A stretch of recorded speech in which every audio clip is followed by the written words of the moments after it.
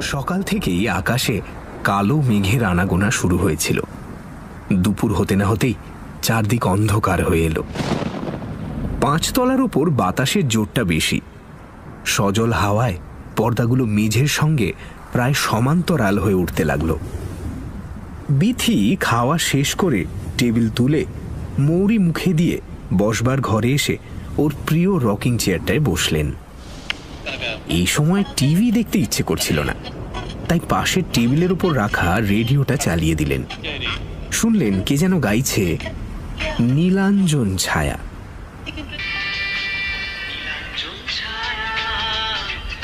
মনে মনে ভাবলেন, আজ রাতেই তো গৌতম ট্যুর থেকে ফিরছে, কাজেই বিরহে আর বেশিক্ষণ থাকতে হবে না। গানটা ভালো করে শোনবার জন্য চোখ বুজে শরীরটা এলিয়ে দিলেন বিথি।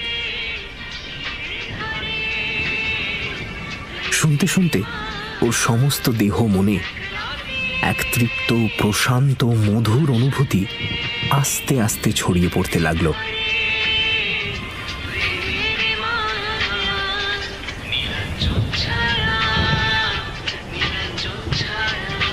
পাঁচতলার উপরে ভিজে মাটির গন্ধ আসে না, তবু যেন কল্পনায় তার ছেলেবেলাকার সেই অতি পরিচিত সুবাস বেল, জুঁই আর কেয়া ফুলের গন্ধে মিশে তার সমস্ত সত্তাকে অধিকার করে নিতে আরম্ভ করল। আসে বাগান থেকে ভেসে আসে আশ্চর্য সুগন্ধ, সে সম্পর্কে তাদের কোনো ধারণাই নেই। তার মনে হতে লাগলো যেন তার জীবন থেকে সেই বেঁচে থাকার তীব্রতাটা কখনোই সম্পূর্ণভাবে হারিয়ে যায়নি। কলকাতার ধুলো ধোঁয়া, ট্রাম বাসের ঘড়ঘড়ানি আর অসংখ্য মানুষের ঠেলাঠেলি তার অস্তিত্বের সেই অংশটাকে কোনোদিনই মুছে ফেলতে পারেনি। এই চিন্তার মধ্যেই হঠাৎ প্রচণ্ড বজ্রপাতের ডঙ্কা বাজিয়ে ঝমঝম করে বৃষ্টি নেমে এলো। বিথির মনে হলো এক্ষুনি যেন রান্নাঘরের টিনের চালের ওপর বৃষ্টির জলতরঙ্গের আওয়াজ ভেদ করে ভেসে আসা মায়ের গলায় শুনবেন, ওরে জানলাগুলো বন্ধ কর, বসে না থেকে বাইরের কাপড়গুলো তুলে নিয়ে আসতে পারছিস না? তোর বাবা তো একটা ছাতা নিয়েও যায়নি, ভিজে ঢোল হয়ে ফিরবে।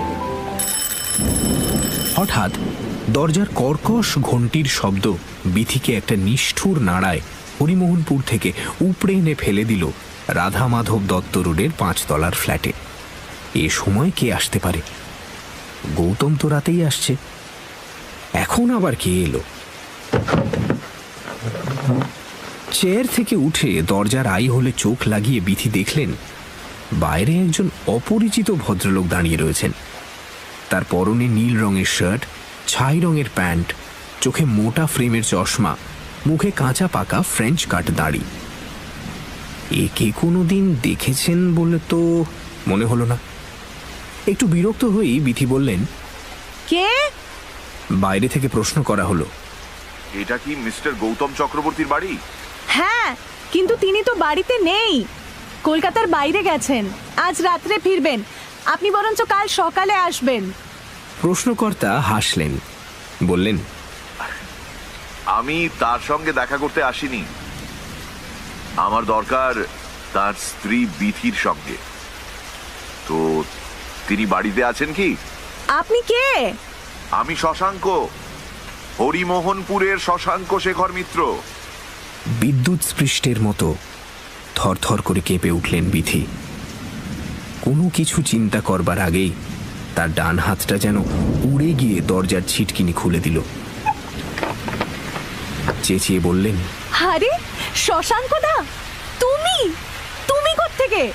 এসো এসো এসো, ভেতরে এসো। এ কি দাড়ি রেখেছো কেন আবার? চুলগুলো সব পেকে গেল কি করে? এ বাবা! নিজের গলার তীব্রতাটা তার নিজের কানেই কেমন যেন অস্বাভাবিক শোনালো। ভিজে জুতো পায়ে, এক হাতে একটা ব্রাউন রঙের চামড়ার ব্যাগ আর অন্য হাতে একটা ভিজে ছাতার জল ঝরাতে ঝরাতে ঘরে ঢুকলেন শশাঙ্ক। দরজার পাশে টেলিফোনের টেবিলের ওপর ব্যাগটা রেখে হাসতে হাসতে বললেন, তোমার অনেক প্রশ্ন করবার আছে তো, আমি জানি, সব জবাব পাবে। আগে বলো, এই ভিজে জুতো আর এই ছাতাটা রাখবো কোথায়? বিথি সামান্য বিস্ফারিত চোখে শশাঙ্ককে দেখছিলেন। 43 বছর বয়স, অথচ এর মধ্যেই চুল দাড়ি বেশ পেকে গেছে, চোখে চশমা উঠেছে, তবে সেই অসাধারণ স্বাস্থ্যটি অটুট রয়েছে, টোল খায়নি একেবারেই। হরিমোহনপুরের দিগন্ত বিস্তৃত ধানের ক্ষেতের আলের উপর দিয়ে হো হো করে দৌড়ানো, ক্যানালের জলে সাঁতার কাটা, আম গাছে উঠে ঘুড়ি পাড়া, আর বড় দরগার রুক্ষ মাঠে সারা বছর ফুটবল খেলা যে স্বাস্থ্য তৈরি করে দেয়, তাকে নষ্ট করা সহজ ব্যাপার নয়। শশাঙ্কর প্রশ্ন শুনে বিথি বললেন, হ্যাঁ, 1 মিনিট দাঁড়াও, ব্যবস্থা করছি। বলে বাথরুমের দিকে রওনা হলেন। হঠাৎ তার ইচ্ছে হলো ছেলে মানুষের মতো দৌড়ে যেতে, কিন্তু পারলেন না। দেখলেন পায়ে পা জড়িয়ে যাচ্ছে। বাথরুম থেকে একটা লাল প্লাস্টিকের বালতি এনে শশাঙ্কর পায়ের কাছে নামিয়ে দিয়ে বললেন, একটা কাজ করো, ভিজে জুতো জোড়া আর এই ছাতাটা এর মধ্যে রাখো। জুতো আর ছাতা বালতিতে রেখে শশাঙ্ক হাসতে হাসতে একটা সোফায় গিয়ে বসলেন। বললেন, কত বছর বাদে দেখা হলো বলো তো? 20 বছর তো হবেই। বলে সামনে সেন্টার টেবিলের উপর পা তুলে দিয়ে ভালো করে হেলান দিয়ে বসে দীর্ঘ নিঃশ্বাস ফেলে বললেন, এবার তোমার কি কি প্রশ্ন করবার আছে করে ফেলো, তারপরে আমি আমার প্রশ্নমালা বের করব। আমার আর কি প্রশ্ন? কোথায় আছো, কি করছো, ছেলেপুলে কটি, কি করে তারা, এই তো আর কি। বেশ, তোমার প্রথম প্রশ্নের উত্তর আমি গৌরদাস লাহা রোডে হিমশিখর অ্যাপার্টমেন্টে, এখান থেকে খুব একটা দূরে নয়, একটা ফ্ল্যাট কিনেছি সেখানে, বছরখানেক হলো। দ্বিতীয় প্রশ্নের উত্তর, রুগী মারছি আর পয়সা কামাচ্ছি, হিমশিখরের একতলাতেই আমার চেম্বার। তৃতীয় প্রশ্নের উত্তর, ছেলেপুলে নেই কারণ বিয়ে করিনি। বিয়ে করনি কেন? এই প্রশ্নের উত্তর তো তোমার না জানার কথা নয় বিথি। হরিমোহনপুরকে যদি ভুলে গিয়ে থাকো তাহলে অবশ্য আলাদা কথা। হরিমোহনপুরকে ভুলিনি শশাঙ্কদা, ভোলা সম্ভব না, কিন্তু তার জন্য বাধা দিয়ে শশাঙ্ক বললেন, এর মধ্যে কোনো কিন্তু নেই বিথি, যা হবার নয় তা হয়নি। কটা বছরই বা ছিলুম বিলেতে? 3 বছর, তার বেশি তো নয়। সেই 3 বছরের প্রত্যেকটা দিন আমি বেঁচে থাকতে পেরেছি কেবল হরিমোহনপুরের স্মৃতিটাকে বুকের ভেতর আঁকড়ে রেখে। প্রচন্ড শীতে সেই আমাকে জুগিয়েছে উত্তাপ, নিঃসঙ্গতায় প্রাণ ভরানো গান, ক্লান্তিতে নতুন করে লড়াই করার উদ্যম। যখন ফিরে এলুম দেখলুম আমার সেই স্মৃতির হরিমোহনপুর ছিন্ন ভিন্ন হয়ে কোথায় মিলিয়ে গেছে, তার আর চিহ্ন মাত্র নেই। জানো, তোমার যে বিয়ে হয়ে গেছে সে খবরটা পর্যন্ত আমাকে কেউ দেয়নি। বিথির গলার কাছে কি যেন একটা কঠিন জিনিস আটকে আছে, গলা দিয়ে স্বর বেরোতে অসুবিধে হচ্ছে, নিঃশ্বাস বন্ধ হয়ে আসছে। কোনো রকমে ঢোক গিলে সেটাকে একটু নিচে নামিয়ে বিথি বললেন, ওরা কেউ জানতো না শশাঙ্কদা, মা কাউকে জানায়নি। তুমি বিলেত যাবার 10 দিনের মধ্যেই বাবা অ্যাক্সিডেন্টে মারা গেলেন, আর সেই আঘাতে মা কিরকম যেন কিংকর্তব্য বিমূঢ় হয়ে গেল। আমি ভাবতেও পারিনি যে তার 1 মাসের মধ্যে সমস্ত টাকা পয়সা বুঝিয়ে দিয়ে সামারভিল কেমিক্যাল আমাদের ঘাড় ধরে বাড়ি থেকে বের করে দেবে। আমরা তখন অকুল পাথারে, আর 1টা মাস থাকবার অনুমতির জন্য হেন লোক নেই যার কাছে আমরা দরবার করিনি জানো। কিন্তু লাভ হয়নি কিছুই। কেউ এগিয়ে এসে একজন সামান্য সুপারভাইজারের স্ত্রী আর মেয়েকে সাহায্যের হাত বাড়ানোর প্রয়োজন মনে করেনি।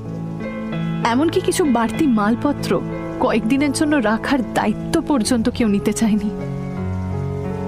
ফলে মালপত্র নিয়ে আমরা যখন হাওড়া স্টেশনে এসে নামলাম তখনও জানি না কোথায় গিয়ে উঠব। সেই রাগে মা হরিমোহনপুরের সঙ্গে সমস্ত সম্পর্ক ত্যাগ করেছিল। আমি এরকমই কিছু অনুমান করেছিলাম, কিন্তু তোমার যখন বিয়ে ঠিক হলো তখন তুমি একবার হরিমোহনপুরে আমার বাবা মার কাছে গেলে না কেন? গিয়েছিলাম শশাঙ্কদা, গিয়েছিলাম, সব লাজ লজ্জা বিসর্জন দিয়ে গিয়েছিলাম। ওরা আমার সঙ্গে খুবই সস্নেহ ব্যবহার করেছিল, কিন্তু তোমার ঠিকানা দেয়নি, বলেছিল হারিয়ে গেছে। এরপর আমার আর কিছুই করবার ছিল না শশাঙ্কদা, কিচ্ছু করার ছিল না।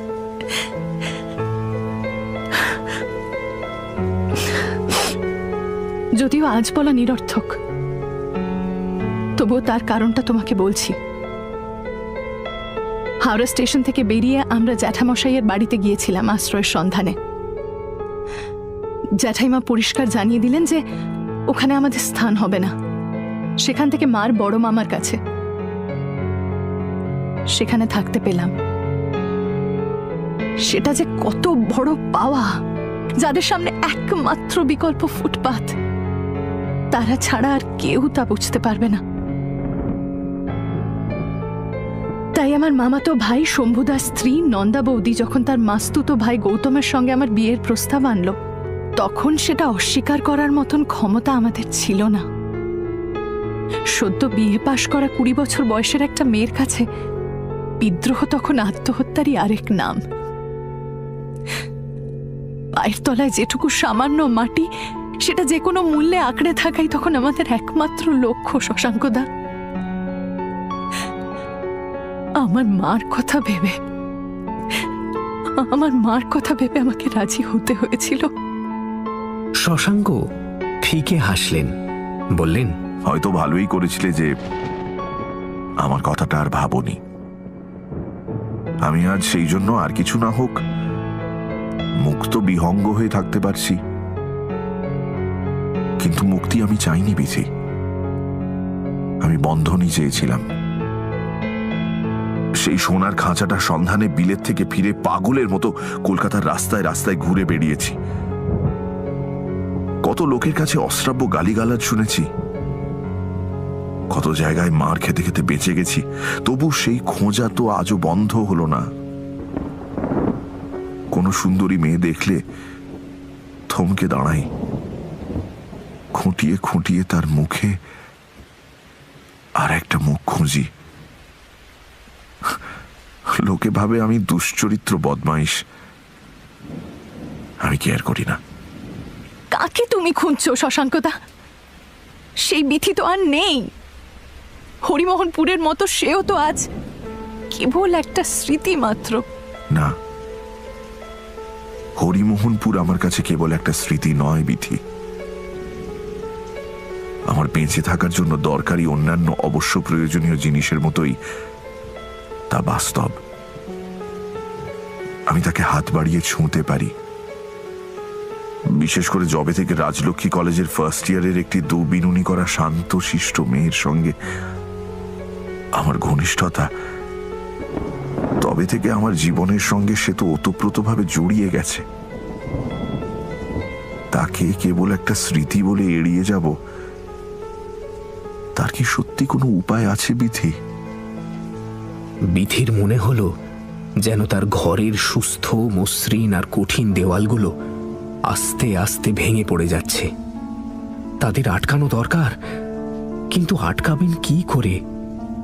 তাদের ভিতগুলো যে কবে নড়বড়ে হয়ে গেছে তা বিধি টেরই পাননি।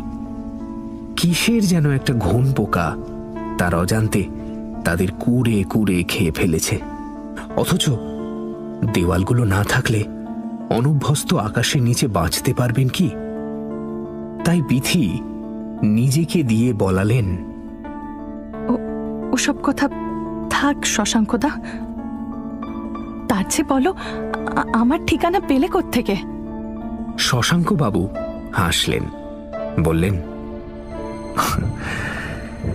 চেষ্টায় কি না হয় চেষ্টায়। তোমাদের এই বাড়িতে আমার এক রুগিনী আছেন। দিন 10 আগে তাকে দেখতে এসে তোমাকে দেখলাম গাড়ি থেকে নামতে। তোমাকে আমাকে চিনতে এতটুকু অসুবিধে হয়নি জানো। রবীন্দ্রনাথের খ্যাপা পরশ পাথর চিনতে পারেনি, এই খ্যাপা কিন্তু পারল। শুধু একটু মোটা হয়েছ এই যা। তোমার সব খবর আমার সেই রুগিনীই দিলেন। তোমার গৃহকর্তার বদলি চাকরি, এতদিন বাইরে বাইরে কাটিয়ে বছর খানেক আগে এসেছেন কলকাতার হেড অফিসে। কি তাই তো? তার রিটায়ারমেন্টের আগে এটাই বোধহয় শেষ পোস্টিং। মাস ছয়েক আগে এই ফ্ল্যাটটা কিনে এখানে এসেছেন। তোমাদের ভারতবর্ষের অনেক শহরেই ঘুরতে হয়েছে। তোমার ছেলে ইঞ্জিনিয়ারিং পড়ছে পুনায়, মেয়ে পড়ছে দিল্লির মিরান্ডা হাউসে। পরিপূর্ণ সংসার তোমার বিধি। হ্যাঁ, পরিপূর্ণ সংসারই বটে। ছেলে মেয়ে দুটো সারা জীবন কাটালো হোস্টেলে, হাজবেন্ড মাসের মধ্যে 15 দিন ট্যুরে।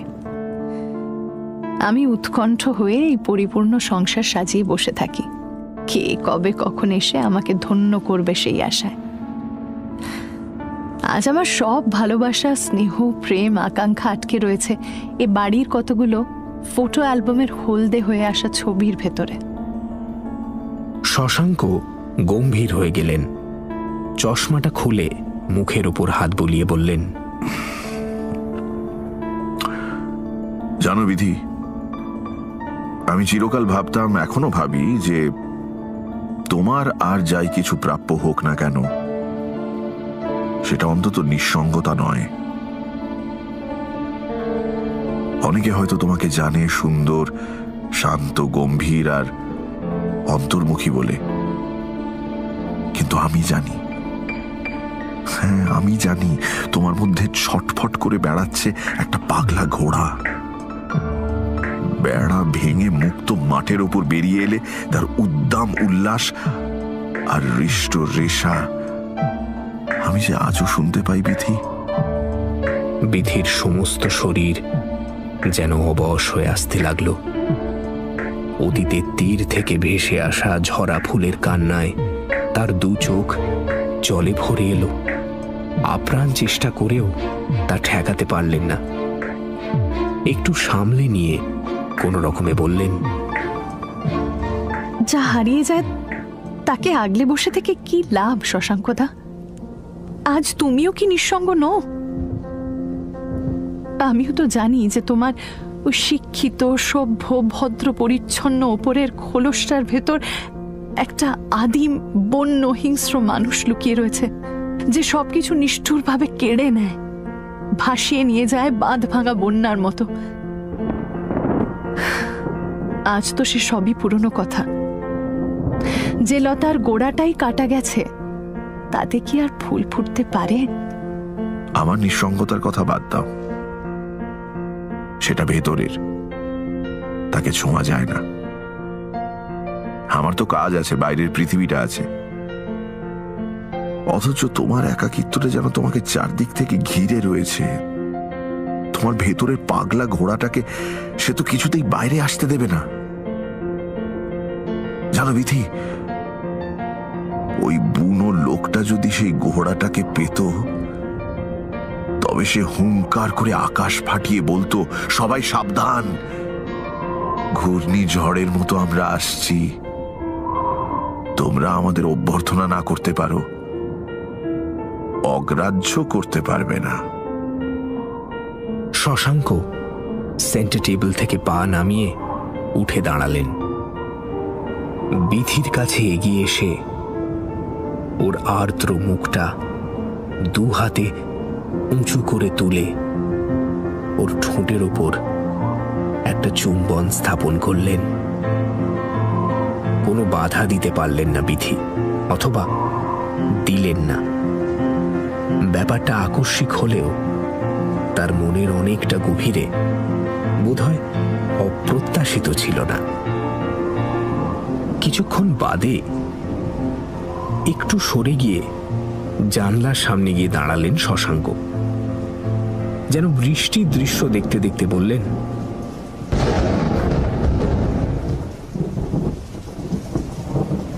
তোমার ঠাকুমার শোবার ঘরটা মনে পড়ে বিধি? উনি মারা যাবার পর ওই ঘরেই আমাদের প্রথম প্রকৃত ঘনিষ্ঠতা হয়েছিল। বিথির সমস্ত দেহ যেন তখন শিথিল, থরথর করে কাঁপছে। অত্যন্ত ক্ষীণ কণ্ঠে বললেন, মনে পড়ে শশাঙ্কদা? ওই যে তুমি প্রশ্ন করলে না যে লতার গোড়াটাই কাটা গেছে, তাতে কি আর ফুল ফুটতে পারে? তার উত্তর হলো পারে। সেটা মনের ব্যাপার, বাগানের নয়। আসল কথা কি জানো, আমাদের মনটা ওই শোবার ঘরের মতো। সেখানে সব অসম্ভবই সম্ভব হয়।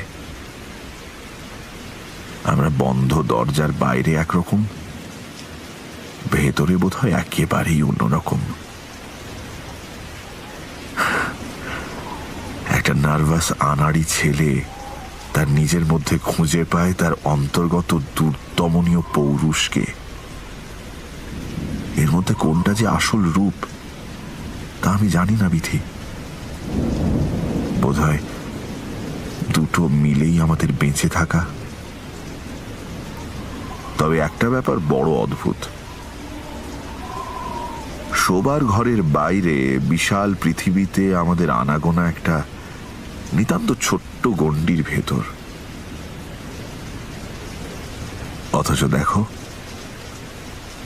ওই চার দেয়ালের মধ্যে আমরা সীমাহীন আকাশটাকে টেনে নামিয়ে আনতে পারি সমুদ্রের উচ্ছ্বাস, বসন্তের সুগন্ধ, অথবা মৃত্যুর প্রশান্তি।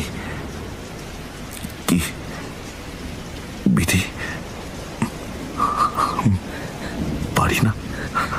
আমি আর পারি না শশাঙ্কদা, আমি আর পারি না। আমার আকাশ, সমুদ্র, বসন্ত এসব আর নেই। যা আছে সেটা শুধুই ক্লান্তি। এটা ঠিক নয় বিথি, এটা ঠিক নয়। আমিও এতদিন এরকম কথাই ভাবতাম। মনে হতো সব বুঝি শেষ হয়ে মিলিয়ে গেছে, কিন্তু আবার তোমাকে দেখে পর্যন্ত মনে হচ্ছে এই ক্লান্তিটা মিথ্যে। তাদের বয়স যাই হোক না কেন, দুটো তারার সংঘর্ষে সারা আকাশ জুড়ে আলোর স্ফুলিঙ্গ ছড়িয়ে পড়বেই। দুটুকরো কাঠের ঘষায় দাবানল জ্বলে উঠবে। এসো বিথি, এসো এসো এসো। এই প্রাণহীন, হৃদয়হীন, দিনগত পাপক্ষয়ের মধ্যে আবার আমরা হরিমোহনপুরের একটা বর্ষণমুখর দিনকে ফিরিয়ে নিয়ে আসি। বিথি, বিথি শুনেছিলেন যে রেল লাইনের উপরে দাঁড়িয়ে থাকা কোনো লোক যখন একটা ইঞ্জিনকে তার দিকে ছুটে আসতে দেখে, তখন নিশ্চিত মৃত্যু জেনেও সে অসহায়ভাবে অনড় হয়ে দাঁড়িয়ে থাকে। পালাতে চাইলেও পালাতে পারে না। তার মনে হতে লাগলো যেন ঠিক সেই রকম কোনো সুদূর দিগন্তে বিলীন হয়ে যাওয়া রেল লাইন দিয়ে অনেক কষ্টে তৈরি করা নিরাপদ অন্ধকার ভেদ করে তার প্রথম যৌবনের এক তীব্র জ্বালা চোখ ধাঁধানো আলো জেলে ভয়ঙ্কর গতিতে তার দিকে ছুটে আসছে। তিনি জানেন ওই আলোর মধ্যে তিনি ছিন্ন ভিন্ন হয়ে যাবেন। তবু পালাতে পারছেন না তো। তিনি কি পালাতে চান? অস্বীকার করতে চান ওই চোখ অন্ধ করে দেওয়া আলোটাকে? সেই বিচারে যাওয়ার আগে তার রক্তের ভেতরে মিশে থাকা হাজার বছরের সংস্কার তাকে দিয়ে বলালো, তা হয় না শশাঙ্কদা, এটা অন্যায়, অনুচিত। আমরা যে পাল্টে গেছি সেটা তো অস্বীকার করা চলে না। ন্যায় অন্যায় বা উচিত অনুচিতের কথা আমাকে বলো না বিথি। আমরা যেদিন ঘনিষ্ঠ হয়েছিলাম সেদিন ওসব কথা বিবেচনা করিনি। আজ কেন করতে যাব? পাল্টে গেছি নাকি আমরা? আমার ডান কাঁধে 5টা সেলাইয়ের দাগ আছে, তোমার মনে পড়ে? কই, সেটা তো পাল্টায়নি। আমার আমাদের বুকের ভেতরে ভালোবাসা, সাহচর্য আর সুখের জন্য যে উজ্জ্বল বাসনাটা ছিল সেটা পাল্টেছে। আর সমাজের প্রতি কর্তব্য, যা সত্যি, যা একান্ত অবশ্যম্ভাবী, তাকে অস্বীকার করাটা মূর্খতা, কর্তব্য পালন নয়। এসো বিধি, চলো আমরা তোমার শোবার ঘরে যাই। আমি দরজাটা খুলে রাখবো, তোমাকে আসতে হবে, আসতেই হবে, আসতেই হবে তোমাকে। আর দেরি করো না বিধি, বিধি এসো। শশাঙ্ক দীর্ঘ এবং দৃঢ় পদক্ষেপে শোবার ঘরে গিয়ে ঢুকলেন। দরজাটা খুলে দিলেন হাট করে। বিধি নিজেকে আটকে না রাখার আপ্রাণ চেষ্টায় চোখ বুজে তার কম্পিত শরীর আর মনকে আয়ত্তে আনার চেষ্টায় নিজেকে ব্যাপৃত করলেন। হঠাৎ আবার একটা দীর্ঘ কর্কশ ঘণ্টির শব্দে চমকে চেয়ার ছেড়ে উঠে দাঁড়ালেন বিধি। তার বুকের ভেতরে একটা ভয়ঙ্কর আতঙ্ক ধড়ফড় করে উঠল। এবার নিশ্চয়ই গৌতম।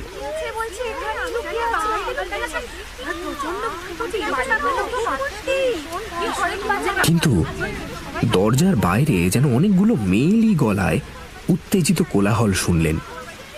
চট করে শোবার ঘরের দিকে তাকিয়ে দেখলেন তার দরজা বন্ধ রয়েছে।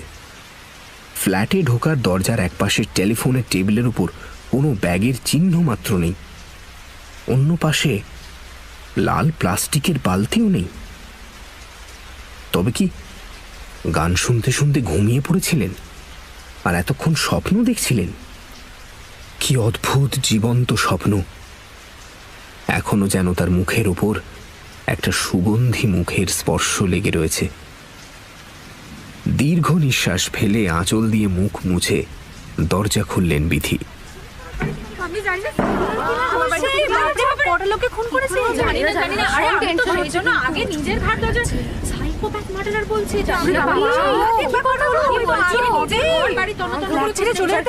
করিডোরে 5 তলার যাবতীয় ফ্ল্যাটের মহিলাদের উত্তেজিত জটলা। পুনরায় বেল বাজানোর জন্য উদ্যত 503-এর দীপ্তি ঘোষ বললেন, এই যে ঘুমোচ্ছিলি না রে? চোখ মুখ তো ফোলা ফোলা দেখছি। আরে কখন থেকে বেল বাজাচ্ছি? এদিকে এ বাড়িতে যে কত ভয়ঙ্কর সব ঘটনা ঘটে যাচ্ছে তার খোঁজ রাখিস? বিধি আশ্চর্য হয়ে বললেন, ভয়ঙ্কর ঘটনা? কি হয়েছেটা কি? আরে একটা মারাত্মক খুনি এ বাড়িতে ঢুকে পড়েছে। এক গাদা পুলিশ সারা বাড়িটা ঘিরে ফেলেছে। এখন প্রত্যেক ফ্ল্যাটে ফ্ল্যাটে ঢুকে তল্লাশি চালাচ্ছে। 506-এর আলপনা মৈত্র চোখ গোল গোল করে বলল, হ্যাঁ গো, লোকটা নাকি সাইকোপ্যাথিক মার্ডারার। আমার ননদ একটু আগে কলেজ থেকে ফিরেছে, নিচে থেকে শুনে এসেছে। এই কথার মধ্যে ভিজে ছাতা ঝাড়তে ঝাড়তে লিফট থেকে বেরোলেন 508-এর রণদেব হাজরা। বছর দুয়েক হলো চাকরি থেকে অবসর নিয়েছেন। বেরিয়েই ভিড় দেখে বললেন, এ কি, আপনারা সবাই এখানে দাঁড়িয়ে রয়েছেন কেন? যান যান, যে যার ফ্ল্যাটে চলে যান, এক্ষুনি পুলিশ এসে পড়বে। আলপনা বলল, যাচ্ছি যাচ্ছি মিশমশাই, তবে আগে শুনি আপনি নিজের থেকে কি শুনে এলেন। তিস্তা বলল লোকটা নাকি সাইকোপ্যাথিক মার্ডারার। আমি নিচে ডিটেকটিভ ডিপার্টমেন্টের 2 জন অফিসারের কাছ থেকে যা শুনে এসেছি বলছি। ভিড়টা রণদেবের চারদিকে ঘন হয়ে এলো। রণদেব বললেন, আমিও তাই শুনলাম। লোকটা ডাক্তার, বিড়িতে ডিগ্রি আছে, হার্ট স্পেশালিস্ট আর সাক্ষাৎ শয়তান। রুগীদের বাঁচানোর চেয়ে মারার দিকেই তার ঝোঁকটা বেশি। অন্তত 2 জন রুগী আর 6 জন রুগী নি যারা সঙ্গে কাউকে না নিয়ে একা তার হিমশিখর অ্যাপার্টমেন্টের চেম্বারে গিয়েছিলেন, তারা নাকি নিখোঁজ। এদের সকলেরই জীবনের ইতিহাস আবার এমনই যে ডাক্তার দিব্যি তার আড়ালে আশ্রয় নিয়ে বেঁচে গেছে। সে নাকি মিষ্টি মিষ্টি কথা বলায় মহা ওস্তাদ। এদের দুর্বলতার সুযোগ নিয়ে ভুলিয়ে ভালিয়ে যখন চেম্বারে কেউ নেই, নিয়ে এসে খুন করেছে। পরে তাদের কয়েকজনের মৃতদেহ কলকাতার বাইরে বিভিন্ন জায়গায় পুলিশ আবিষ্কার করে। এর প্রথম স্ত্রীও নিখোঁজ। ডাক্তার বলছে সে নাকি তার প্রেমিকের সঙ্গে পালিয়েছে, তবে পুলিশের ধারণা অন্যরকম।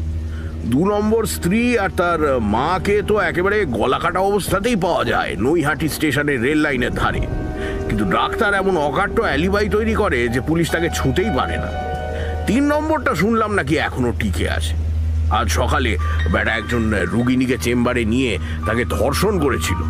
পরে অবশ্যই তাকেও হারিয়ে যেতে হতো, তা সেই সময় একজন ইলেকট্রিশিয়ান ঘটনাটা দেখে ফেলে।